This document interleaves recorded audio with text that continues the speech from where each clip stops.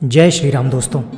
क्या आपने कभी सोचा है कि एक नन्ही सी बच्ची की सच्ची प्रार्थना से भगवान खुद उसकी मदद के लिए किसी को भेज सकते हैं।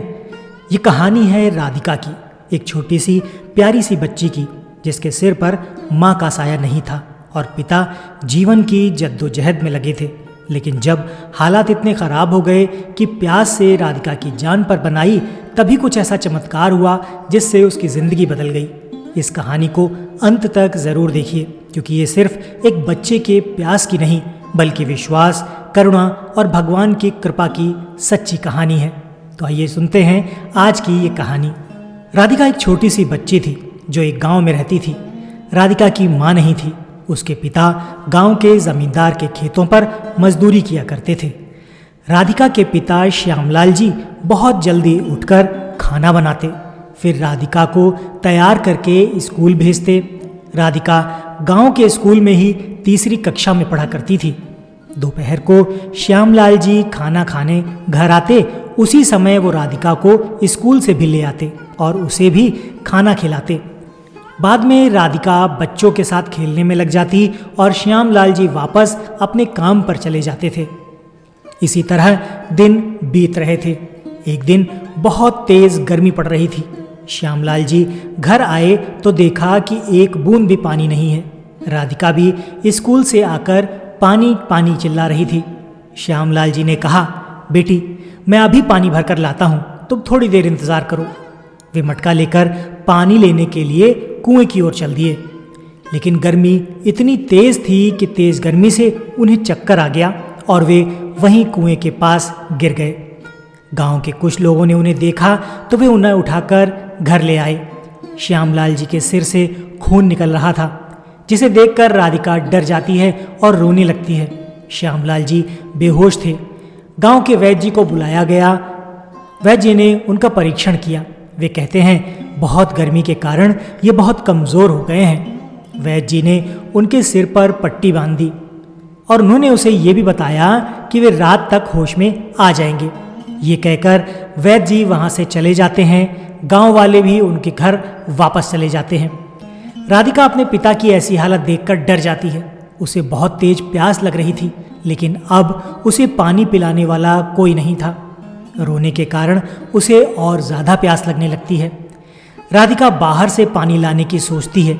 वो हिम्मत करके घर से बाहर निकलती है तो देखती है कि रात हो चुकी है। चारों ओर घना अंधेरा ही अंधेरा है। वो डर के मारे घर के अंदर वापस आ जाती है, लेकिन प्यास से उसका बुरा हाल था। श्यामलाल जी के घर के आसपास कोई दूसरा घर नहीं था जिनसे मदद मांगी जाए। राधिका को लगा कि अब वो प्यास से मर जाएगी। इधर उसके पिता भी बेहोश पड़े हुए हैं। वो नन्ही सी बच्ची भगवान की तस्वीर के आगे बैठकर प्रार्थना करने लग जाती है, भगवान जी मेरे पिताजी को जल्दी ठीक कर दो, जिससे वो मेरे लिए पानी लेकर आ सकें। मुझे बहुत तेज प्यास लगी है। धीरे धीरे समय बीत रहा था। अब प्यास के मारे राधिका बेहोश होने लग जाती है। वो धीरे धीरे भगवान को पुकार रही थी, भगवान जी पानी भिजवा दो, नहीं तो मैं मर जाऊंगी। राधिका लेटे लेटे ऐसे ही बड़बड़ा रही थी कि उसकी आंखें बंद होने जा रही थीं। आज उसे अपनी माँ की बहुत याद आ रही थी। काश मेरी माँ होती तो मुझे पानी ज़रूर पिला देती, मुझे खाना भी देती। अब तो न खाना मिलेगा और न पानी ही। मेरे पिताजी जब तक बेहोश हैं तब तक मेरा कुछ नहीं हो सकता। अब पानी के अभाव में लगता है मैं मर जाऊंगी। उसी रास्ते से साधुओं की एक टोली भजन गाती हुई निकल रही थी। एक साधु श्यामलाल जी के घर के दरवाजे पर आए और भिक्षा मांगने लगे। जब किसी ने दरवाज़ा नहीं खोला तो साधु वापस जाने लगे। तभी एकाएक उनके कानों में राधिका की आवाज़ आई, भगवान जी पानी भिजवा दो, भगवान जी पानी भिजवा दो, नहीं तो मैं मर जाऊंगी। जब साधु ने ये करुण स्वर सुने तो साधु ने दरवाजे को अंदर की ओर धकेला। धकेलते ही वो दरवाज़ा खुल गया। उन्होंने देखा कि एक बच्ची ज़मीन पर पड़ी हुई कराह रही है। उन्होंने अन्य साधुओं को आवाज़ दी और अंदर आकर राधिका को पानी पिलाया। राधिका को कुछ होश आया तो फिर उनमें से एक साधु ने राधिका को कुछ खाने के लिए दिया, जिसे खाकर राधिका ने पानी पी लिया। साधु ने पूछा, बेटी तुम बेहोश कैसे हो गई थी? तब राधिका ने सारी बात कह सुनाई। फिर राधिका ने पूछा, आप भगवान हैं या भगवान जी ने आपको यहाँ भेजा है? क्योंकि मैंने तो उन्हीं से कहा था कि भगवान जी किसी को भेज दीजिए पानी लेकर, मुझे बहुत प्यास लगी है, नहीं तो मैं मर जाऊंगी। ये सुनकर साधु हंसने लगा। साधु ने कहा, हाँ बेटी, यही समझ लो कि हमें भगवान जी ने ही तुम्हारे पास यहाँ भेजा है। जब तक तुम्हारे पिताजी ठीक नहीं हो जाते, मैं तुम्हारी देखभाल के लिए यहाँ तुम्हारे पास ही रहूँगा। वो साधु बाकी अन्य साधुओं को आगे जाने के लिए कह देते हैं। अगले दिन सुबह जब श्यामलाल जी को होश आता है तो वे साधु बाबा का धन्यवाद करते हैं कि उन्होंने किस तरह से उनकी बच्ची की जान बचाई। साधु बाबा कहते हैं, तुम्हारी बच्ची की सच्ची भावना के कारण, तुम्हारी बच्ची की सच्ची भक्ति के कारण ही हम यहाँ आ पाए हैं। भगवान ने ही हमें ऐसी प्रेरणा दी है कि हम तुम्हारे घर आ सके। ये सब भगवान की ही कृपा है। ये लो, ये अपने पास रख लो। जब तक ये तुम्हारे घर में रहेगा तुम्हें कोई भी किसी भी तरह की परेशानी नहीं आएगी। ये कहकर साधु बाबा ने अपनी झोली से एक रुद्राक्ष निकालकर श्यामलाल जी को दे दिया। इसके बाद वो साधु बाबा उनसे विदा लेकर वहाँ से आगे चले गए। श्यामलाल जी ने राधिका को गले से लगा लिया। बेटी, तेरी प्रार्थना भगवान ने सुन ली। बड़ा जोर है रे तेरी प्रार्थना में। अगर तुझे कुछ हो जाता तो मैं कभी अपने आप को माफ़ नहीं कर पाता और तेरे विछोह में शायद मैं भी जीवित न रह पाता, मैं भी अपने प्राण त्याग देता। श्यामलाल जी ने साधु से मिला हुआ रुद्राक्ष पूजा के मंदिर में रख दिया। इसके बाद तो उनके दिन बदलने शुरू हो गए। धीरे धीरे जमींदार ने श्यामलाल जी के काम से खुश होकर उन्हें थोड़ी सी ज़मीन दे दी और उनकी मजदूरी भी बढ़ा दी। जो ज़मीन साहूकार ने श्यामलाल जी को दी थी, श्यामलाल जी ने उस पर खेती करना शुरू कर दिया।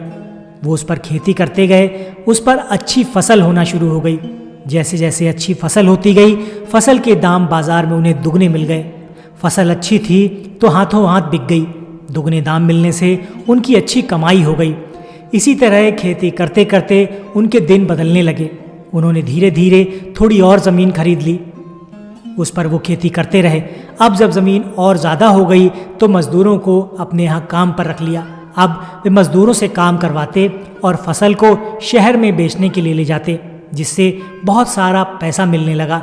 अब श्यामलाल जी ने अपना बड़ा सा घर बनवा लिया, कई ज़मीन खरीद ली, ट्रैक्टर खरीद लिए, गाय बैल और कई ज़रूरत की चीज़ों को खरीद लिया। अपने घर में ही उन्होंने हैंडपम्प की व्यवस्था करवा ली, घर में ही एक नल की व्यवस्था करवा ली, घर में ही एक कुएं की व्यवस्था करवा ली, जिससे पानी लेने के लिए उन्हें दूर नल तक या कुएं तक न जाना पड़े। इस तरह से उनके दिन बदल गए। अब वो अपनी बेटी के साथ हंसी खुशी रहने लगे। तो देखा दोस्तों आपने, इस तरह एक बच्ची की पानी की प्यास ने उन्हें जीवन का हर एक सुख दे दिया जिसका उनके जीवन में अभाव था। तो दोस्तों, यही थी एक छोटी सी बच्ची राधिका की भक्ति की कहानी। ये कहानी आपको कैसी लगी कमेंट करके ज़रूर बताइए। वीडियो पसंद आया है तो बिना जय श्री राम लिखे हुए मत जाइएगा। आज के वीडियो में फ़िलहाल इतना ही। हम मिलते हैं आपसे अपने अगले वीडियो में ऐसी ही किसी रोचक कहानी या फिर लोक कथा के साथ। वीडियो देखने के लिए आपका बहुत बहुत धन्यवाद। जय श्री राम।